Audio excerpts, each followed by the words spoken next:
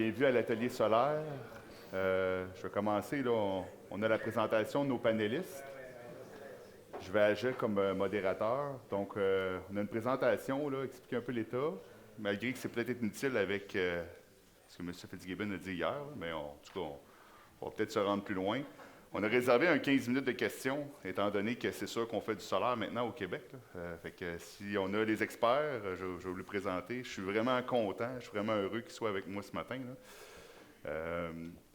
Donc, comme je le mentionnais, je vais commencer par présenter les panélistes et après, je vais laisser notre commanditaire présenter Evolugen, qui commandite le panel ce matin. Là. Donc, sans plus tarder, Alex Pépin, avec une décennie d'expérience en ingénierie sur des projets d'ingénierie renouvelable, Alex dirige le développement des actifs canadiens chez Evolugen par Energy Brookfield.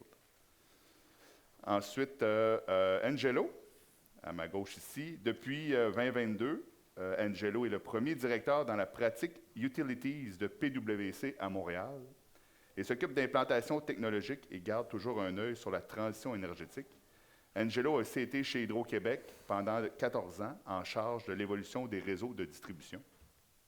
Et Patrick Goulet, diplômé à la fin ici, diplômé en technique du génie civil, consacré 30 ans de sa carrière à Hydro-Québec, où il a débuté en tant que surveillant de chantier dans les postes de transport et distribution. Au fil des ans, il a évolué pour devenir conseiller en planification, estimation et en gestion de projets de transport au sein du groupe Équipement.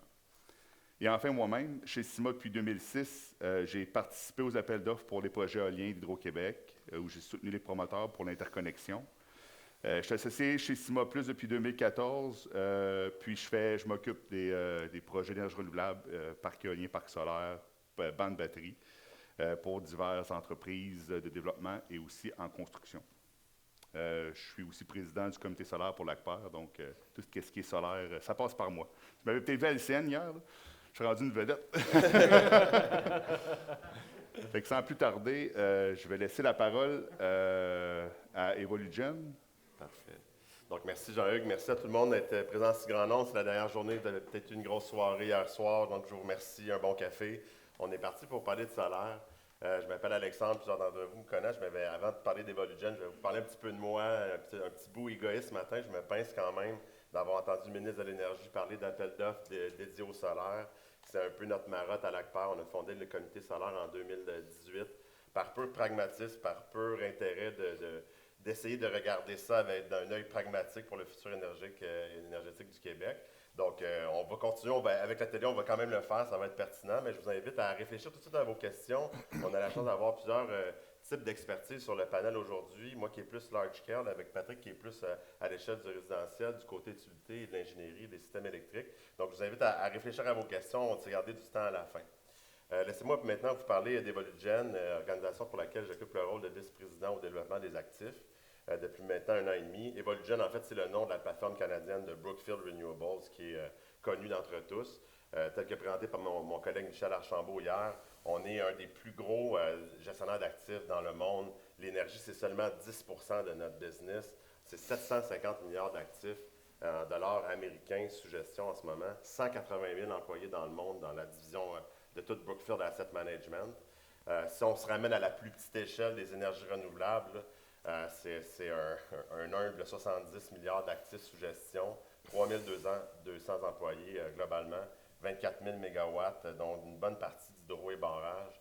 Donc, le but c'est pas juste pour braguer des chiffres, mais c'est pour mettre en perspective, parce que je suis conscient qu'au Québec, Evolugen n'est pas la compagnie la plus active en éolien ou la plus présente dans les médias, mais on a quand même ce modèle d'affaires-là global, qu'on a accès à toutes sortes de plateformes et de juridictions qui ont déployé différents incitatifs et différentes formes d'énergie renouvelable avec différents contextes. Puis on pense humblement que de participer à la discussion avec cette vision-là un peu plus mondiale, mais ce rayonnement local aussi, fait de nous un joueur qui est, disons, important à la table pour discuter de tout ça.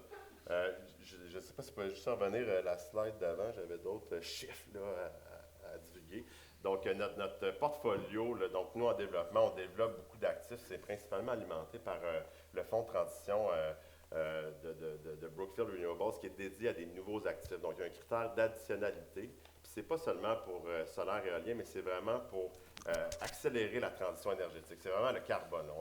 On achète même des compagnies qui sont absolument sales à l'heure actuelle, puis on va les accompagner en les finançant, puis en finançant leur transition énergétique avec différents mécanismes pour les aider à faire cette transition-là. Donc ça, c'est vraiment 15 milliards d'actifs US dans ce fonds-là, d'équité de projets. Donc on parle peut-être de 80 milliards. On a un cadran qui va sonner dans 5 ans. On doit dépenser cet argent-là de façon, je dirais, agressive et urgente pour accélérer cette transition-là. Puis je pense que la synergie avec nos autres volets, comme on voit dans l'infrastructure, en real estate, en immobilier, on crée des synergies entre nos différents holdings de compagnies pour accélérer la transition dans plusieurs autres domaines que juste faire de l'éolien puis du solaire, et ainsi de suite. Donc, je voulais juste repositionner un peu Brookfield et Evolugen pour ceux que c'était moins familier, puis désolé pour ceux que c'était extrêmement redondant. On est actif dans 30 pays, puis c'est ça, dans notre portfolio de 75 gigawatts d'énergie renouvelable. Ça, c'est des projets qu'il y a de l'interconnexion, qu'il y a des terrains, qu'il y a des perspectives de PPA ou des PPA signés. Ce n'est pas juste des bragawatts on a un point sur une carte avec un peut-être. Il y a quand même 40 gigawatts, donc bon, ce n'est pas le même facteur d'utilisation, mais en termes de puissance installée, l'équivalent d'un Hydro-Québec au complet à l'échelle planétaire qu'on a dans les cartons, dans toutes nos plateformes à développer en énergie solaire. Donc, c'est quand même impressionnant. C'est des chiffres qui sont assez astronomiques. Je pense que ça vous donne un peu le topo en une slide d'une compagnie de 180 000 employés. On va continuer avec la prochaine slide. Au Québec, on est quand même présent au Québec. On a plusieurs centrales hydroélectriques, dont le complexe de la Lièvre, que c'est connu du public, qui a été contracté avec Hydro-Québec pour 40 ans. On travaille avec Hydro-Québec pour contribuer à des efforts de gestion de pointe. Puis c'est ça, on a nos 6 installations, il y en a 5 qui ont une certification Écologo. On a des critères sur notre plateforme Evolugen en termes de ESG, j'oublie toujours l'acronyme en français, là, mais vous savez tous de ce que je parle, des plus élevés, les plus hauts standards. C'est très important pour nous. On travaille beaucoup aussi à l'extérieur, au Canada. Mon rôle, moi, il est vraiment dans le développement canadien de nos actifs. Puis on travaille beaucoup avec des clients qui veulent décarboner leurs opérations par le moyen de Virtual PPA, là, notamment en Alberta. C'est un de nos gros focus en ce moment. Puis on vient tout récemment aussi de soumissionner plusieurs centaines de mégawatts de projets de batterie en Ontario. Fait que, en gros, c'est un peu notre implication. Donc, on alimente environ 90 000 foyers. On a environ 500 employés au Canada seulement. C'est pas mal la nature de notre organisation. Donc, je retourne à la table. Yes. Merci, Alex. Donc, comme introduction, je propose un petit rappel. Ensuite, on tient l'atelier solaire à toutes les colloques. On va parler un peu de la situation, qu'est-ce qui se passe présentement au Québec. On parle aussi, là, qu'est-ce qui arrive quand un réseau ne suffit plus à la demande, donc comment est-ce qu'un réseau réagit, le rôle du solaire, quelques cas d'utilisation aussi. Donc, petit rappel, on n'est pas en accord avec ce que M. Fitzgibbon hier en disant que le solaire, c'est cher. Là. Donc, j'ai juste rappelé, là, je remets la carte du LCO, on le présente à chaque année, le coût du solaire a diminué drastiquement, continue de diminuer. Donc, c'est une énergie qui a une accessibilité sociale qui est effectivement beaucoup plus facile d'approche que comparativement, mettons qu'on est compétiteur à l'éolien, malgré qu'on, chez Simon, on voit que c'est une énergie renouvelable aussi, mais l'acceptabilité sociale est beaucoup plus facile, plus sécuritaire. Nécessairement, c'est tout installé au plancher ou au toit, donc c'est beaucoup plus facile d'installation. C'est un développement rapide, là, un projet solaire, en moins d'un an, on est capable d'avoir une production. Donc, comparativement à d'autres énergies, quand on a besoin d'énergie rapidement, on pense au solaire. Donc, on a des spécialistes, comme je vous mentionnais, Alex, dans les très grands projets. On a aussi Patrick là, qui va nous parler là, des projets là, avec les commerciaux institutionnels. Donc, on va avoir des volets tantôt, on va en parler. Ensuite, situation actuelle, donc nécessairement, notre plan d'appro parle de 25 TWh. Donc, nécessairement, on pense que le solaire va avoir sa place là-dedans. On a eu la pointe historique du 3 février dernier à 5h30. Donc, on se fait reprocher au niveau solaire de ne pas contribuer à la pointe, mais ce que je voulais démontrer aujourd'hui, c'est vraiment que le solaire a une certaine contribution à cette pointe-là. Puis, dans certaines installations, on est capable d'avoir on veut être considéré comme un certain niveau de capacité. Fait que je vais essayer de vous convaincre aujourd'hui. Ensuite, donc on parlait aussi du rapport du vérificateur général qui est sorti au mois de décembre, où est-ce que les pannes sont de plus en plus fréquentes et de plus en plus longues. Donc, ça devient un problème. Hydro-Québec est en retard dans ses investissements nécessairement là, de remise à jour de réseau. Puis, nous, ça nous interpelle au niveau solaire. Donc, on croit certainement que rajouter des panneaux solaires un peu partout, là, ça contribue à la résilience du réseau. Donc, c'est vraiment le thème qu'on vient couvrir. Et donc, il y a des endroits sur le réseau aussi, comme la base Sorrentine, là, où est-ce que la quantité de demande d'énergie est de plus en plus élevée. Donc, on pense encore que le solaire est capable d'aider dans ce cas-là. Donc, on parle là, dans des situations de changement climatique extrême, là, la panne du 3 février dernier. Puis, je vais présenter tantôt, on a les données de CanMet, donc au 3 février. Puis là, je vais vous démontrer après ça comment est-ce que cette énergie-là qui a été générée au 3 février pourrait être déstabilisée dans le temps et on permet, dans le fond, de générer dans le cas de pointe. Là. Donc, moi, je parle de pointe présentement, je m'appelle Jean-Hugues Lapointe, mais tu sais, j'aurais jamais pensé que mon nom aurait été aussi populaire. Donc, vraiment, donc les utilités, ça va devenir la norme. Un de mes collègues a reçu un appel le 3 février, comme de quoi, pouvez-vous baisser votre chauffage? Hydro-Québec a appelé tous les résidents sur cette ligne-là en disant, c'est un appel automatisé. Malheureusement, dans ce coin-là, c'est juste des chalets, puis tous les chalets étaient vides. C'était vendredi, les gens n'étaient pas encore arrivés, mais ça va être des situations, on s'en vient vers ça, au même titre qu'une utilité peut appeler pour essayer d'arrêter de faire les feux à ciel ouvert. C'est la même, on s'en va vers ça tranquillement, donc c'est vraiment problématique. Le rôle du solaire, nécessairement, le plan d'appro parle de 0,7. À vrai dire, il y a un moins 0,7. Donc, pour expliquer à tout le monde d'où ça vient, ce moins 0,7-là, c'est que Hydro-Québec voit le solaire comme un off-load ou un offset dans la génération. Et quand on l'exprime comme ça, là, selon les cartes d'irradiance, au Québec, c'est 1200 kWh par kilowatt installé. Donc, c'est équivalent là, à 6 à 700 mégawatts d'ici 2032. Là. Donc, il faut vraiment commencer à y penser comment est-ce qu'on va le faire. Puis, si c'est juste des solaires au toit, on parle d'à peu près 50 000 résidences. 50 000 résidences, c'est pas rien. Donc, il faut commencer à y penser dès maintenant. Et nécessairement, je rajoute la Duck Curve. On l'a déjà présenté dans certains ateliers avant. Nécessairement, en ajoutant une certaine contribution au réseau, il faut éviter d'avoir des situations problématiques. Donc, en le sachant, faut le gérer. Ensuite, on parle de stockage aussi. Donc, le stockage, pour nous, c'est vraiment une solution qui va vraiment venir permettre, là, puis on parle de stockage de tout acabit, là, même électrochimique, thermique, puis ça peut être carrément par compression aussi. Donc, ça, c'est vraiment important, puis ça va contribuer aussi. Et le point important, puis là, encore là, Fitzgibbon nous a volé un de mes punchs, mais ça nous prend des cartes où le réseau est contingenté. Donc, c'est en préparation. Le ministre a confirmé hier, et de sources sûres chez Hydro-Québec aussi, c'est en préparation. Malgré qu'on a certains indicateurs, là, on sait qu'il y a certains réseaux qui sont surchargés. Ça nous prend quand même un niveau d'indication. Puis je présente aujourd'hui là, quand même jusqu'où on pourrait se rendre là, dans cette livraison d'informations-là. Là. Donc, certains cas d'utilisation, nécessairement, pour la résidence individuelle, on sait que si vous installez des panneaux solaires, vous êtes capable de régénérer dans votre maison. Donc, nécessairement, vous êtes beaucoup plus autonome. Pour la stabilité du réseau, on est capable de compenser pour certains niveaux de production. Donc, on vient juste stabiliser la charge. Ensuite, résilience communautaire, donc ça c'est vraiment intéressant. Donc, une communauté peut se mettre ensemble, avoir un parc solaire, financer un parc solaire, puis là, c'est vraiment la communauté qui profite des retombées économiques de cette installation-là. Donc, c'est vraiment même une économie pour le local. En pointe d'été, donc, l'été, c'est le temps où Hydro-Québec fait ses mises à niveau sur le réseau. Donc, le solaire est vraiment bienvenu dans ce cas-là. Donc, on diminue la production. Donc, les lignes sont moins chargées parce qu'on vient générer localement. Donc, on peut se permettre de soit exporter plus ou même de délester des lignes pour permettre de faire une mise à niveau des lignes.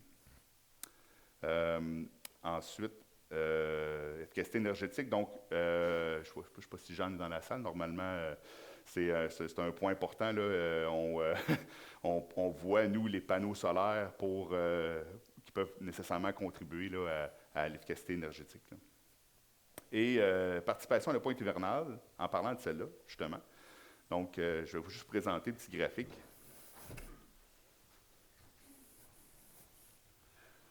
Donc, on a la consommation, je ne sais pas, on ne voit pas bien, on a la consommation ici, donc c'est la pointe matinale ici, là, d'Hydro-Québec qui est en bleu, et on a la pointe de 7200, 42 000 mégawatts, dans le fond, qui est ici. Fait que c'est la pointe de soirée qu'on a enregistrée au 3 février dernier.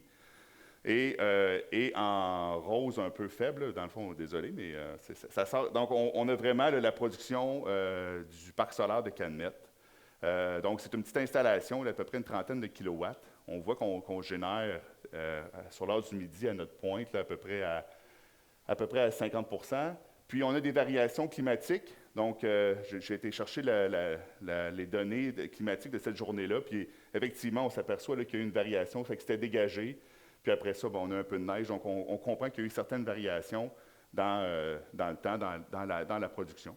Donc, ça c'est le cas de la génération. Si on avait installé une batterie, donc ce que j'ai fait, c'est que j'ai simplement diminué la production et j'ai figuré qu'il y avait une certaine batterie de configurée sur mon réseau. Et au moment où la pointe arrive, on génère à ce moment-là. Okay? Donc, c'est vraiment juste un déplacement de ma charge, un déplacement de ma production au moment où j'en ai vraiment besoin. Donc, c'est assez simple. Là. Fait que c'est vraiment quelque chose comme ça qu'on peut faire. Puis cette batterie-là peut être thermique, chimique ou n'importe quel moyen, mais il y a moyen de vraiment déplacer cette production-là au moment où on en a vraiment besoin. On m'a dit de passer en arrière, sinon ça aurait fait un backfeed. Donc, ce qu'on demande, en gros, on a parlé des cartes d'interconnexion, mais ce qu'on aurait besoin, on pense qu'on peut aller beaucoup plus en profondeur. Donc, je vous laisse des liens ici. Donc, je vous présente les cartes de la Californie. Donc, c'est un secteur qui a été scanné, puis qui donne les disponibilités d'interconnexion. Donc, je vous ai fait un zoom sur un des secteurs. Donc, ce qui est en rouge, c'est oui, on accepte du panneau solaire ici. On en veut vraiment. Donc, les cartes, c'est déjà des données disponibles en Californie. Puis même plus loin que ça, chez nos voisins au Vermont, Green Mountain Power. Donc la première photo, c'est vraiment l'état du Vermont. En rouge, c'est on n'a plus de capacité, on ne peut plus installer du solaire. En vert, c'est oui, on en veut, ou on veut l'énergie renouvelable, ou des DR, ou des RED, ou de l'énergie distribuée. Et ainsi de suite. Donc, puis après ça, la deuxième slide, c'est que j'ai vraiment fait un zoom à l'endroit. Donc, à ce point-là, il y a 41 % de capacité. Donc, on sait sur le réseau qu'on peut encore en mettre. Puis, j'ai fait... Si tu me permets, Jean-Luc, on a l'image, je pense que c'est visuel pour tout le monde. Pour des développeurs, jouer à la cachette avec Hydro-Québec pour essayer de reverse engineer le grid pour savoir où ça va coûter le moins cher de se connecter. C'est un jeu qui est un peu fastidieux, coûteux et plat. Donc, c'est vraiment visuel, c'est vraiment intéressant. Ils font au sud de la frontière depuis plusieurs années déjà. C'est pas sorti la semaine passée. Exact. On a eu l'annonce verbale. Je pense que tout le monde a hâte d'avoir ça pour être juste plus efficace. Donc, ça faisait le tour de ma petite présentation qui donnait un peu le constat. Donc, j'ai préparé quelques questions pour mes panélistes. Fait que je commencerai peut-être avec toi, Angelo. Président? Oui. Donc, pourrais-tu nous expliquer là, une étude de coût évité, vulgarisée, bien diffusée vers les parties prenantes, comment ça peut permettre de mobiliser, permettre un calcul d'incitatif adéquat aux divers modèles d'affaires solaires? Merci, Jean-Luc. Je vais revenir sur les cartes, juste avant de parler de tout ça, parce que dans le fond, ce qui est intéressant, pour revenir sur ce que disait Alexandre, ce qui est intéressant, puis ce que le ministre nous a annoncé hier, c'est qu'en effet, il va y avoir des cartes de capacité qui vont être rendues disponibles. Mais ce que tout le monde sait ici, probablement, c'est que l'électron ne vaut pas la même chose là où il est produit. Dépendamment si on est plus proche de sa charge ou on est à Chibougamau, d'un point de vue d'approvisionnement, c'est une chose. Hydro-Québec est très bon pour tirer des lignes puis transporter et distribuer cette énergie. Mais lorsqu'elle est localisée à certains endroits, là, tout d'un coup, tu as un gain qui est beaucoup plus important en termes de valeur de cet électron-là, de valeur de cette énergie-là. Donc, je je prends l'exemple très simple, un électron qui serait produit à Dorval vaut probablement plus qu'un électron qui est produit à Roberval. Pourquoi? Tout simplement à cause des besoins locaux, à cause des besoins au niveau des investissements de la charge, à cause aussi de l'acceptabilité sociale. Passer une ligne, un poste dans un endroit, dans un milieu bâti, dans un milieu dense, comme Montréal ou sa région, ou comme Québec et sa région, devient de plus en plus difficile pour Hydro-Québec. Donc, avoir une carte qui permet, de savoir où on peut se brancher au niveau du transport, mais également où la valeur est la plus élevée pour l'hydro et pour, globalement, le plan d'approvisionnement, parce que ça a une différence. Donc, pour revenir sur ce que disait Jean-Hugues, si je suis capable de diminuer ma charge à des endroits spécifiques, je déplace des investissements importants, je déplace la construction et je déplace également d'autres enjeux qui sont liés à une charge ou à une poche de charge locale. Donc, un centre de données qui vient s'installer, une nouvelle industrie, et ainsi de suite. Donc, j'évite d'avoir à bâtir toute cette infrastructure énergétique qui peut être très lourde et complexe pour ça, pour une énergie qui provient de très loin. Puis, ce qui est merveilleux avec le solaire, c'est que dans le fond, le régime solaire dans le sud du Québec est à peu près partout pareil. Donc, que ce soit à Dorval ou à Sherbrooke, ça se ressemble quand même relativement bien là, en termes du nombre de kilowattheures par kilowatt. Donc, ça devient très intéressant de le positionner.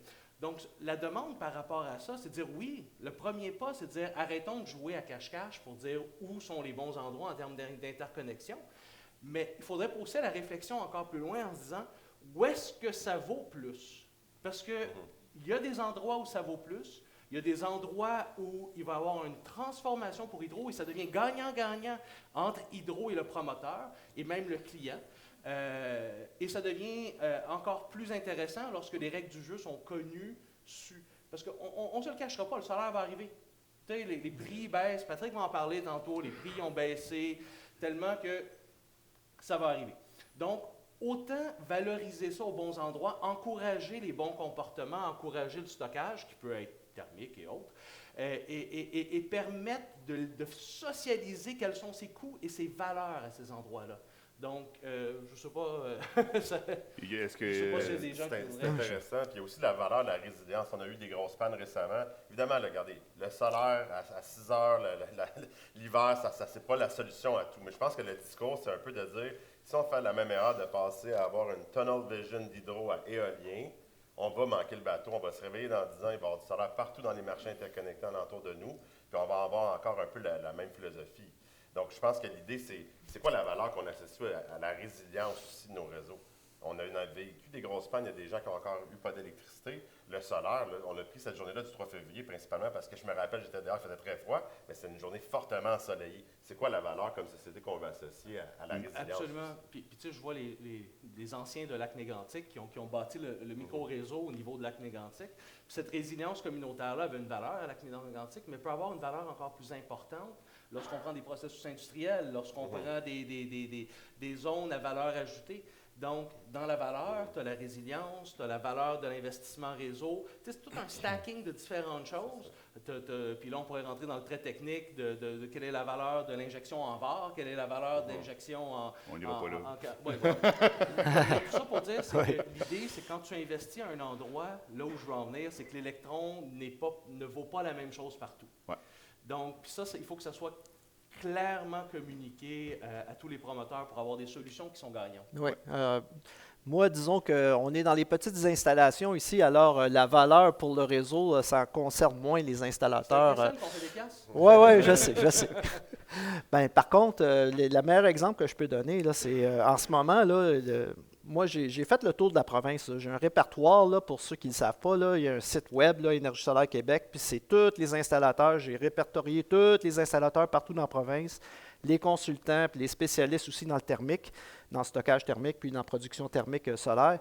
Puis j'ai vraiment discuté avec tout le monde. Puis la tendance, elle est lourde. Là. On s'en va vers des installations hybrides, c'est-à-dire stockage et panneaux solaires. Puis, ceux qui ont vécu dans la région des Laurentides, là, quand il y a eu les gros coups de vent, là, puis il y en avait pour une semaine, là, mais il y en a un, entre autres, là, qui avait un système hybride. Là, puis là, ils disaient, tous mes voisins venaient me voir pour charger leur téléphone, charger leur ordinateur, charger pendant la semaine. Ça, c'était dans le coin de Saint-Donat. Puis, tu sais, c'est vraiment, là, on voit, là, les gens sont prêts à investir sans subvention. On parle quand même de 25 000 à peu près là, en moyenne là, pour une installation hybride. Là. Mais le monde sont prêts, sont rendus là. Ils sont primés pour investir dans des systèmes pareils. Puis ils s'en foutent là, du coup. C'est cette résilience. Ouais, c'est ça. Mais là, on a une subvention quand même fédérale jusqu'à 5 000 fait que ça aide. Mais là, on pousse là, pour que le provincial aussi là, embarque dans un incitatif. Là. Bien, je vais t'inviter à continuer, Patrick, là, sur. Dans le fond, on sait qu'Hydro-Québec a parlé de moins 0,7 TWh. Comment tu vois ça, là, le déploiement chez tes consommateurs, là, puis résidentiel, institutionnel, commercial? Vous avez déjà un plan. Parle-nous un peu de ce plan-là, puis comment une quantité, là, comment vous voyez ça, comment est-ce que ça va se déployer? Là? Oui. En fait, je vais faire un petit commentaire. Le ministre a eu un coup de soleil. Tout d'un coup, il s'est réveillé avec le solaire.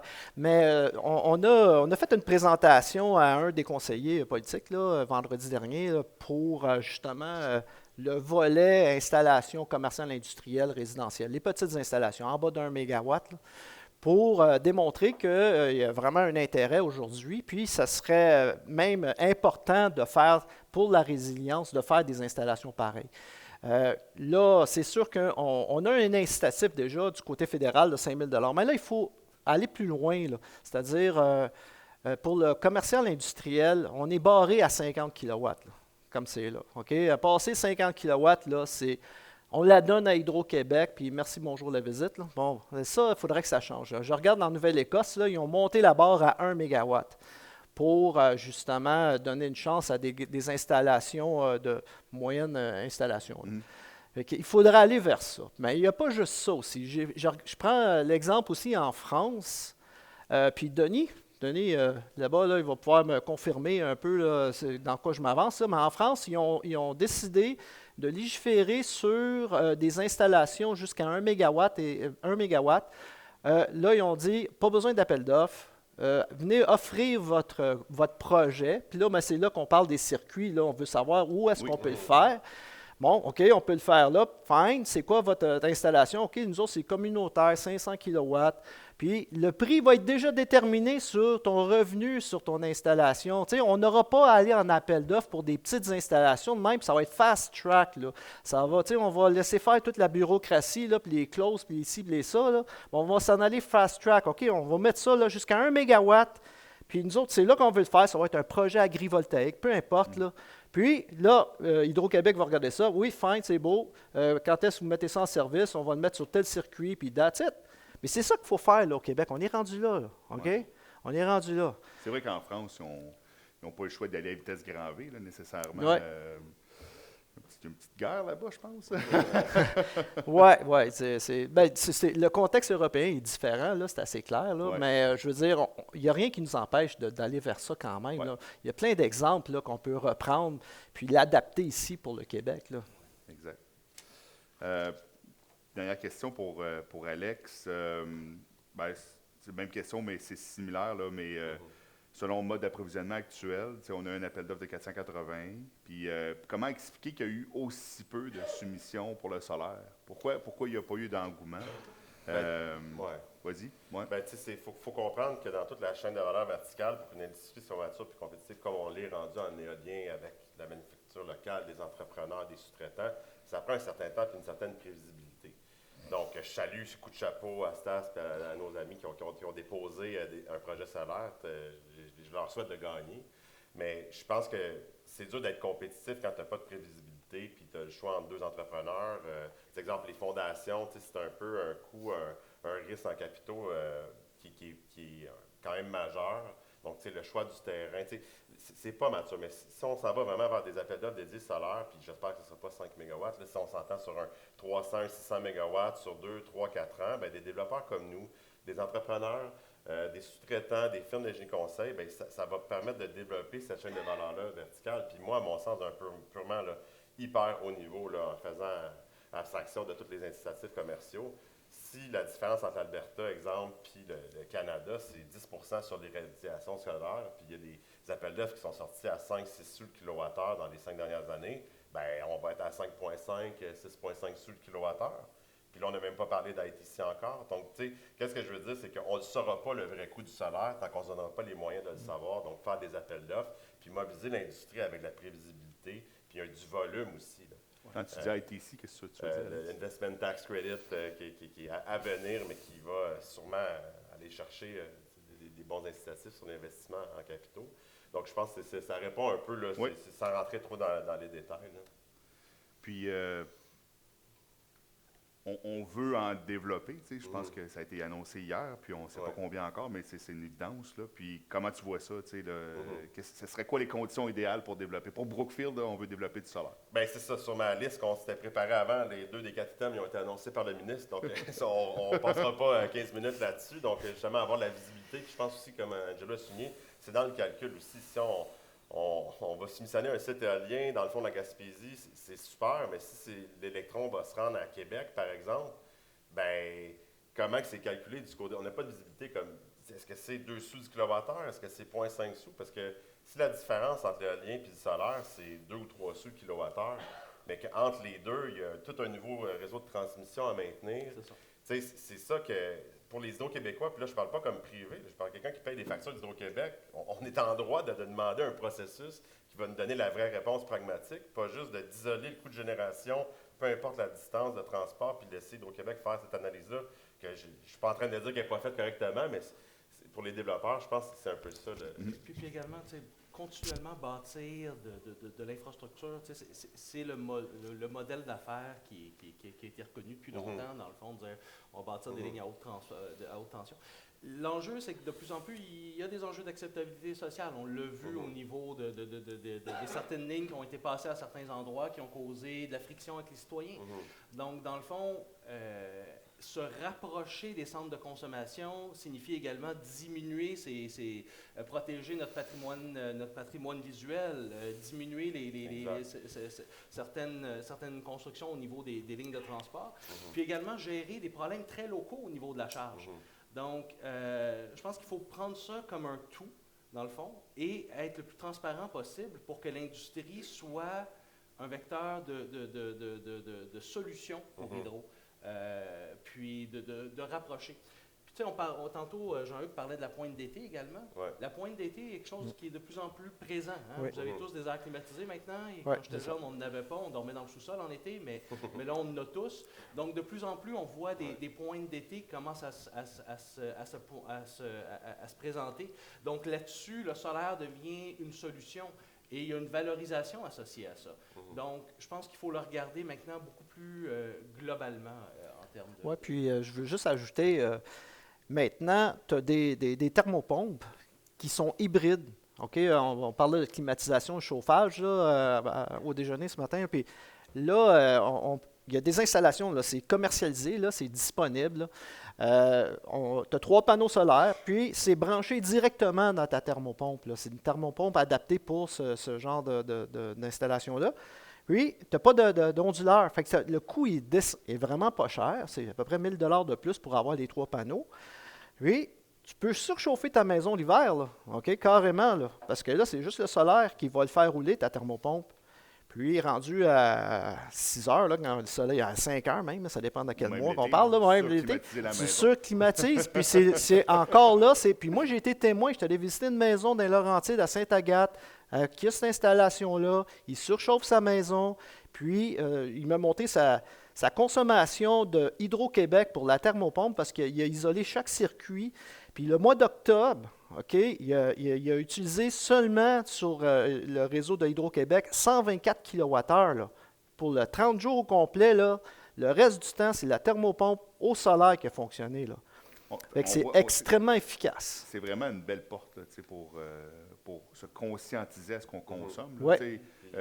Essayer de changer le comportement d'un utilisateur, c'est de l'ordre du irréalisable, tant qu'à moi, là, mais j'essaie de montrer à mes enfants de fermer la lumière avant de sortir de leur chambre. Là, puis même moi, je ne réussis pas, je pense.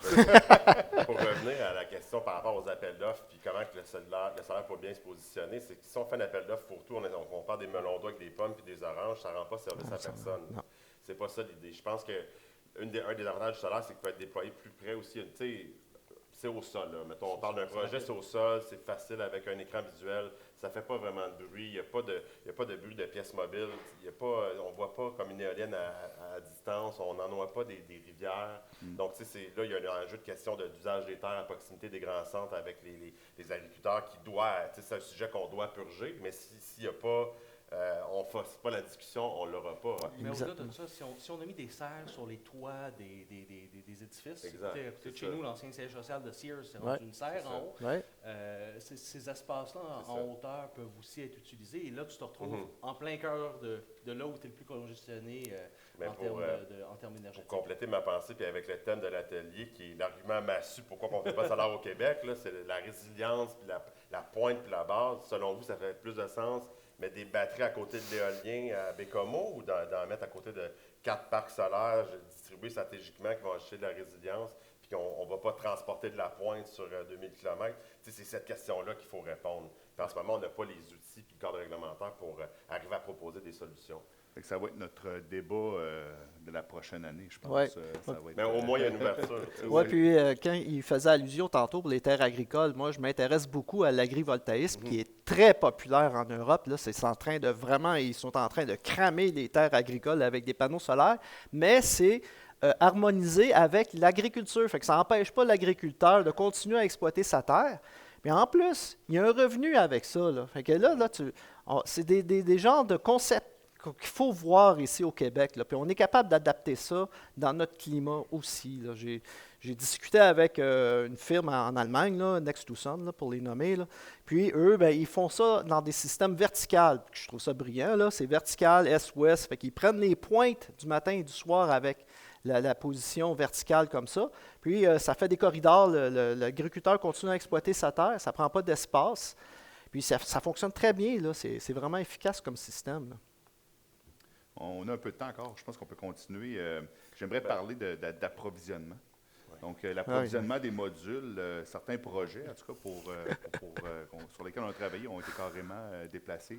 Est-ce qu'il y a quelqu'un qui veut intervenir sur le sujet? Alex, peut-être, pour commencer. Oui, bien, en fait, on a les gens de STAS, M. Laure, je vois Sébastien dans la salle, pour stimuler la chaîne de valeur verticale en passant par les manufacturiers. Ça revient à la même marotte de prévisibilité, puis d'avoir des appels d'offres dédiés. Si tu dois investir dans une ligne de production pour bâtir des panneaux solaires ici, puis s'assurer qu'il y ait le plus de dollars du kilowattheure qui reste au Québec, bien, c'est ça aussi. Si on continue à attendre, on va aux États-Unis, là, il y a plein de projets qui sont annoncés de manufacture, puis je pense quand même que ils ont des usines qui s'en viennent à cause du crédit à l'investissement qui a été annoncé, puis l'IRA. On peut imaginer quelque chose comme ça, puis pour revenir sur le point de M. Laure aussi, quand on va calculer dans l'analyse de cycle de vie de l'impact de notre kilowattheure, là, en ce moment, quand on va dans le rapport d'Hydro-Québec, c'est un panneau qui est fait au charbon, en Chine, livré par bateau diesel. C'est quand tu fais juste la différence de faire livrer les cellules photovoltaïques, mais pas faire livrer le cadre avec le module au complet. La masse, juste la différence là-dessus en termes d'émissions de gaz à effet de serre sur la durée de vie du projet, c'est une différence majeure. Aussi dans les appels d'offres, je pense que ce serait une façon d'encourager la production locale avec des main-d'œuvre locales, éviter le transport, puis avec un kilowattheure qui est déjà propre. Donc, clairement, il y a quelque chose à faire. Là. Il y a beaucoup d'acier. Mais du solaire, à la fin de la journée, c'est extrêmement simple, rapidement déployable. C'est quelque chose qui est extrêmement rapide à... C'est pas comme faire du nucléaire overnight. C'est assez simple. Les contracteurs vont prendre les trucs, les leçons apprises, vont rapidement devenir compétitifs et meilleurs. Puis, c'est juste que si on n'a pas de volume, on ne se rendra pas là. On va en faire un aux 5 ans, on va dire ça coûte bon bien cher. Pourquoi ça coûte plus cher qu'ailleurs? Ouais. Ouais, moi, j'irais plus loin. Carrément, là, qu'on les fasse ici, les cellules. Là. Non, mais c'est vrai, là, parce qu'elles sont faites en Chine là, à 70 quelque chose du genre. Là. Bien, c'est tout du charbon là, qui alimente là, ces centrales-là. Ici, on a l'hydroélectricité, là, OK? Fait que les cellules, là, ils seraient vraiment là, faibles GES, là, vraiment, là.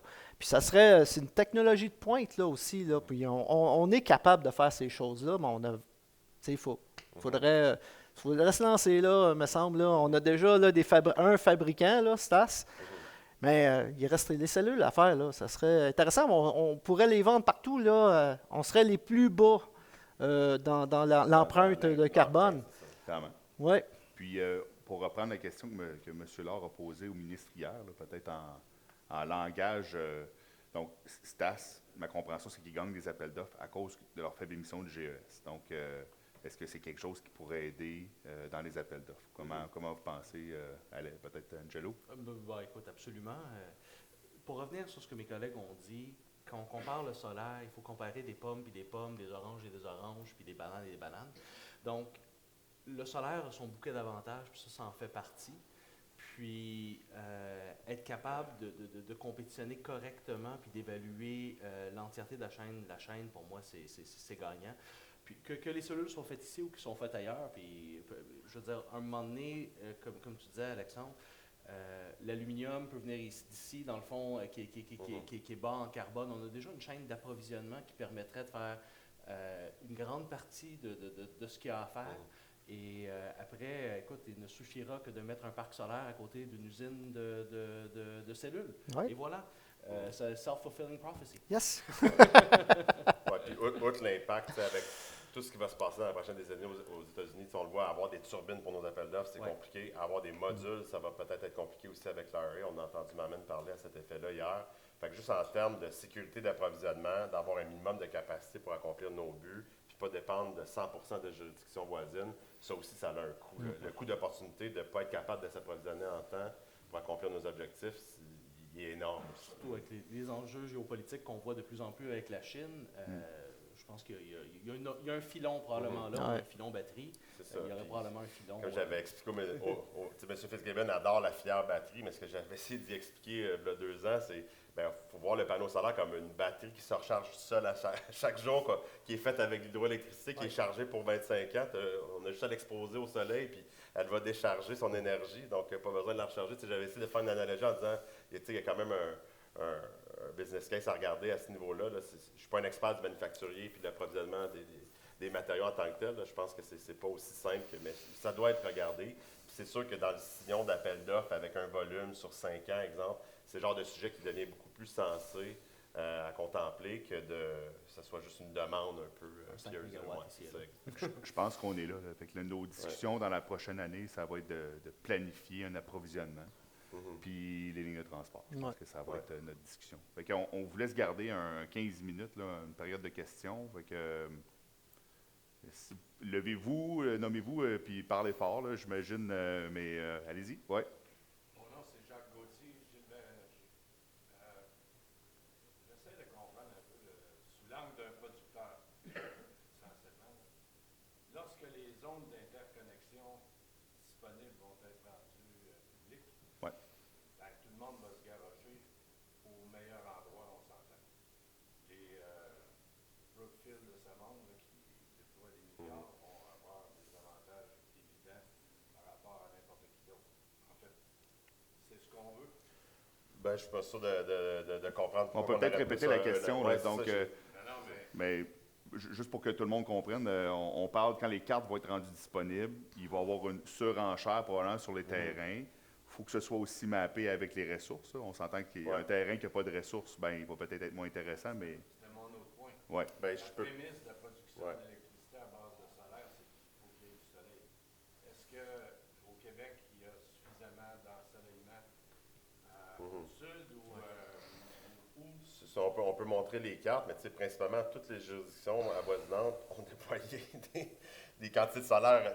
Nos voisins de l'autre bord de la frontière, ils n'ont pas le même réseau de base, là, mais juste répondre à la question, ce n'est pas l'irradiation solaire le principal enjeu de développement au Québec, à mon sens.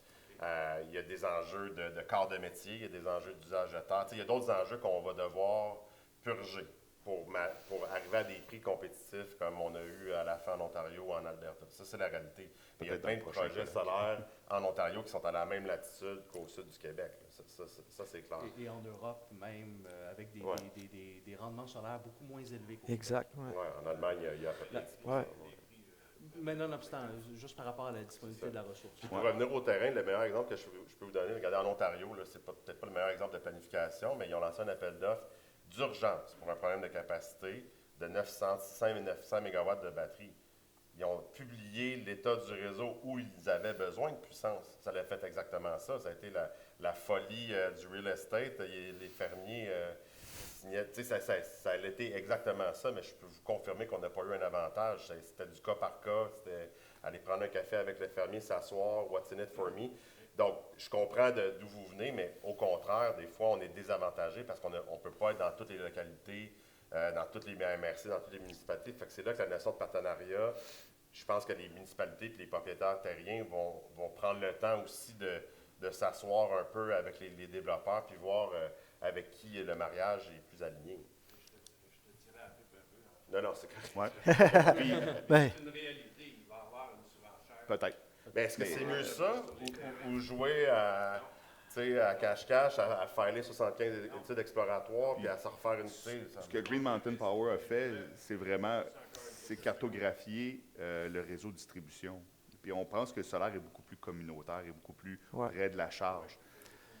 Mon impression, puis là c'est ma lecture, mais c'est qu'ils vont cartographier ce qui est disponible au réseau de transport. Et là, ça va être des très gros projets, mais un projet, on est capable de pousser 25 MW à 25 kV. Là. Fait que 25 MW pour un parc solaire, c'est intéressant quand même. C'est même pour Brookfield, qui est un très gros joueur. Puis j'en fais présentement en Alberta, puis c'est 3 feeders de 25 kV, puis on fait 3 fois 25. C'est jusqu'à 65 MW, 75 MW. Donc, il y a du soleil, on va connaître les zones d'interconnexion, on va avoir un appel d'offres, on va guider. Souhaitons qu'il n'y ait pas de guerre de prix au niveau des immobiliers. Est-ce que vous êtes d'avis que les prix bidés devraient être différents en fonction du rapprochement des secteurs d'interconnexion et de consommation? Est-ce que vous pensez que l'appel d'offres que le gouvernement devrait mettre en place devrait prévoir des structures de prix différentes en fonction justement de la proximité de consommation? Absolument. La valeur n'est pas la même. La valeur de là où l'électron est produit n'est pas la même. Je suis d'accord avec vous, mais est-ce que le gouvernement, vous pensez, est ouvert à ça? Ça On va va être un poser la combat de question. l'acteur. Non, mais à la fin de la journée, c'est la science. Là. C'est des distances de transport, des pertes électriques, des coûts, des irradiations. C'est tous des paramètres qui se modélisent. Fait que si on n'a pas, en ce moment, on vise à l'aveugle du côté génération, puis on espère qu'on est mieux que le voisin. Mais je pense que la façon de le faire, c'est soit d'associer le prix puis de le faire détailler, ou d'avoir un genre de matrice d'allocation de points, puis de pondérer la proposition commerciale. Donc peut-être qu'il y a un endroit qui est moins intéressant, qui va avoir des coûts d'interconnexion plus élevés, mais pour une raison X qui est spécifique au site, la génération est meilleure, le coût est moins élevé, ça fait un meilleur projet. Tu sais, je pense que le but, là, ce qu'on demande le privé, c'est de nous donner l'opportunité de faire le kilowattheure au meilleur prix pour ceux qui payent le kilowattheure sur leur facture. C'est rien d'autre que ça. C'est facile de se convaincre entre nous autres. Oui. Mais ma question, Je comprends. c'est est-ce qu'on a une trame pour débattre avec le gouvernement pour lui démontrer ça? Hein, on parle de solaire depuis. On En tout cas, on a nommé appel d'offres solaire dédié. Là, fait que c'est un certain win pour le comité En arrière, solaire. c'est pas deux rencontres. là. C'est 4 ans de rencontres de PowerPoint de 75 slides avec des rapports et des si le ministre il n'a pas dit ça au hasard pour nous faire plaisir et être complaisant. Là, Il y a une écoute. on a réussi à convaincre. Ouais. Dans le fond, le défi de l'ACPAR par rapport à la filière solaire, c'est de convaincre qu'il doit avoir un dialogue. C'est juste ce qu'on essaie de voir. Là. Pas en train de dire que ça va régler tous les problèmes demain matin, mais on pense qu'on fait fausse route si on continue à avoir une vision tunnel de regarder une seule source. On a Tu sais, une autre question, oui. Alex. Ouais. Vas-y. Ouais. Ben, merci, Jean. Oui. Martin Vachon, je suis directeur hydro-jonglage, on est distributeur municipal. On intègre déjà de l'autoproduction sur notre niveau de distribution. Actuellement, le modèle d'affaires de l'autoproducteur, on crédite l'électricité au même prix qu'on la vend, donc autour de 8-17 dépendamment du consommateur. Ce modèle d'affaires-là a été appliqué aussi dans les États américains où récemment on a changé la réglementation. Parce que finalement, comme l'autoproduction, le petit niveau des frais du distributeur qui prend chez vous, chez nous, l'amortissement des frais se retrouve à être payé par l'ensemble des autres consommateurs, donc ça fait inflationner le prix. Dans d'autres législations, comme on explique l'autonomie, on a donné à la valeur du solaire à vraie valeur dans le temps, au lieu de la contribution sur le réseau. Ça donne une stage chez ces clients-là qui avaient installé des panneaux solaires sur leur maison. Beaucoup de désagréments, beaucoup de déceptions, parce que le modèle d'affaires a subitement changé. On réfléchit actuellement sur ce modèle d'affaires-là qui est très incitatif de déploiement, qui crée une attente qui ne perdurera pas dans le temps. De votre côté, quelles sont vos attentes? C'est quoi le modèle d'affaires au niveau de la tarification de l'autoproduction sur le réseau de distribution pour tenir compte que pour nous, le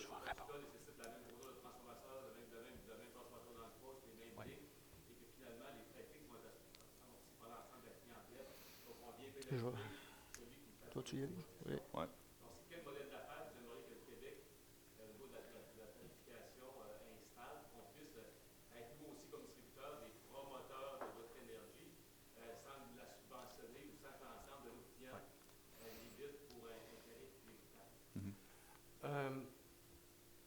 Il n'y a pas de réponse facile, mais je vais quand même répondre. L'idée là-dedans, c'est quand on regarde le tarif d'autoproduction, c'est un peu un lose-lose pour tout le monde. Tu sais, le producteur solaire ne fait pas tant d'argent que ça. Hydro est pogné pour accumuler de l'énergie qu'elle ne veut pas au moment où on n'en a pas nécessairement besoin.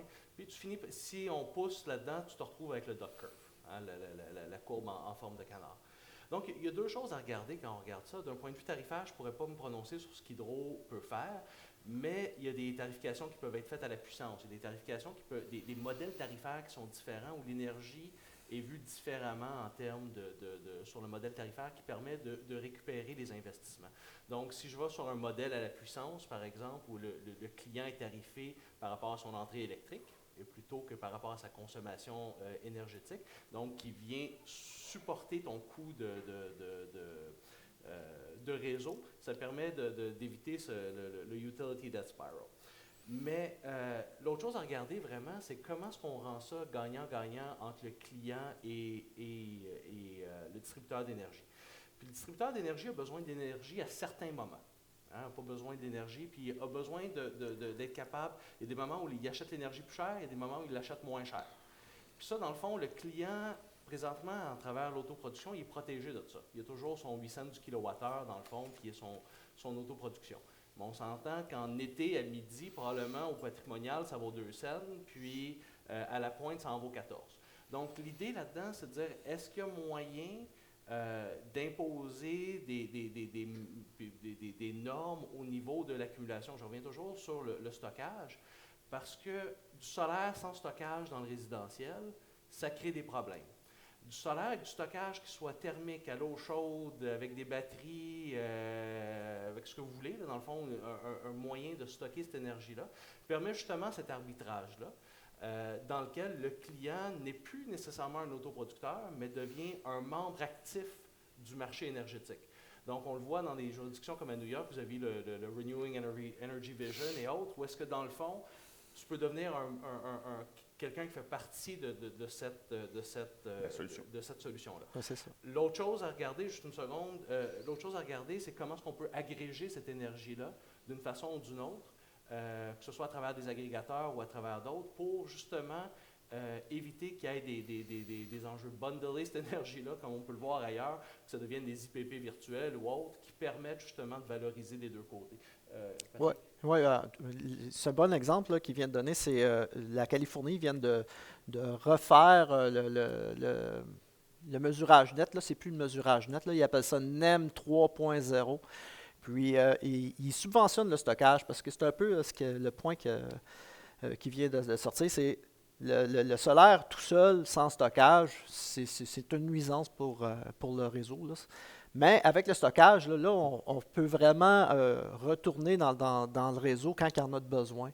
Puis c'est vers ça que la Californie veut aller. Ils ont baissé le mesurage net, là, comme il était. Là, c'est que c'est moins intéressant si tu es juste mesurage net, pas de stockage. Mais ils subventionnent le stockage pour justement encourager les gens à aller vers ça, pour justement régler leur problème du dot curve, là, parce qu'eux, c'est vraiment là, un gros problème là-bas. Là. Puis, c'est du donnant-donnant, là, OK? C'est assez clair, là, mais ils sont subventionnés. Puis c'est un peu pour ça qu'ici, il faudrait avoir l'incitatif vers le stockage aussi, là, pour vraiment faire quelque chose qui va faire du sens pour les deux camps, l'autoproducteur et Hydro-Québec. Là. Puis, tu sais, je reviens sur les tarifs. Les tarifs, il va falloir innover au niveau des tarifs. Ouais. Que ce soit au niveau d'un tarif à la puissance, d'un tarif différencié, d'un tarif lié au vrai coût de l'énergie au moment à laquelle elle est consommée, pour protéger le réseau de distribution et le réseau de transport. Parce que ces réseaux-là, dans le fond, sont basés sur les investissements et un retour sur l'investissement lié au nombre de kilowattheures vendus, même si tu ne fais pas d'argent sur le kilowattheure vendu. Donc, l'idée là-dedans, c'est de dire quels sont les tarifs qui permettent. Puis, il y a des exemples qui ont apparu en Europe et ailleurs. C'est pour ça que je parlais de tarification à la puissance, des tarifications dynamiques, des tarifications à la vraie valeur réseau. qui doivent être mises en place pour permettre ça. Parce que le consommateur, présentement, ne voit pas vraiment... dans le fond, il paye une facture à la fin du mois, il ne sait pas toujours qu'est-ce qu'il a acheté. Donc, alors que le réseau, lui, il faut le protéger en termes d'actifs. On a peut-être le temps pour une dernière question. Monsieur Laprise, Hydro-Sherbrooke. J'en avais deux. OK. Une peut-être. À combien revient, supposons pour une journée de FU de 100%, à combien revient les kilowattheures si on prend panneau solaire avec stockage? Ben, c'est une très bonne question, puis ma réponse va être plate, c'est que ça va prendre un appel d'offres pour le savoir, parce que je peux vous donner des chiffres sur quand on en fait des projets comme ça, on sort d'un gros appel d'offres, faut voir le profil de charge, mais je veux juste ramener un point. Dans les appels d'offres, on n'a jamais eu la permission de recharger avec le réseau. Tu sais, de demander de firm up de l'éolien ou du solaire juste avec des batteries localement, c'est pas la meilleure utilisation de la ressource pour les Hydro-Québécois. Quand tu as un réseau qui a une inertie puis qui va peut-être pas. Tu sais, il y a ça aussi. Fait que ça, c'est vraiment un gros facteur qu'en Ontario, exemple, ils ont compris que je peux pas répondre à cette question-là parce que ça va faire vailler la réponse de x3. Non. Parce qu'au début, on voit les tarifs, les coûts des kilowattheures, panneaux solaires, mais on voit aussi la batterie qui explose dans le plafond. Bien, ça dépend du sizing puis de la pointe. Si je vous mets on fait un projet solaire 20 MW, je vous mets un 4 MWh de batterie 1 MW ou 4 MW. Ça dépend vraiment de la pointe à cet endroit-là sur le réseau. Donc, c'est pour ça que quand on va avoir la visibilité sur le réseau, exemple de distribution, des besoins et des enjeux, bien là, on va être capable de voir, bon, c'est quoi la grosseur de la batterie, la durée. Puis ensuite de ça, est-ce qu'on peut la recharger avec le réseau? On doit simplement déplacer simplement notre production solaire. Moi, je ne pense pas que de déployer les capitaux pour installer une batterie, puis de penser qu'on va seulement la recharger avec une ressource intermittente avec 20 ou 30 de capacity factor, c'est la meilleure façon de déployer du stockage. Je ne suis vraiment pas convaincu de ça. La deuxième question est en continuité, c'était, là, on a l'exemple du 3 février où il a fait... On a choisi notre journée, M. Laprise. On prend une journée qui a 3 jours, pas de soleil, du Exact. de la neige. Bien, je reviens à mon même point. C'est ça. Le système, la résilience du C'est système. ça. Qui doit fournir? On coupe les clients Ouais. ou on prend de la capacité à l'extérieur puis toute la distribution en conséquence? Mais je reviens à mon même point. Dans tout profil de pointe, on l'a vu, la pointe, elle va aller chercher un 20-30 %. Il va quand même avoir une puissance de base qu'on va être capable de recharger sur une durée plus longue. Si aussi en solaire, si on a des journées qui vont être nuageuses ou même avec partiellement de la neige, ça produit quand même. Ça va peut-être produire la moitié ou 30 %, mais sur une longue durée, ça peut quand même. Donc, c'est vraiment, sans être trop ingénieur et dans le détail, la réponse est plate, c'est qu'il faut le regarder avec le cas d'usage pour au moins se dire qu'on l'a regardé, pas juste l'avoir puis écarté sans le regarder. aujourd'hui, on a du bifacial. Là. Donc, le bifacial, ça a l'avantage de faire dégager la neige plus rapidement sur les panneaux. Là. C'est quand même une technologie qui est de plus en plus utilisée partout. Là. Eh bien, c'est tout le temps qu'on avait. Merci beaucoup de votre présence. Merci beaucoup. Merci à nos panélistes. Merci.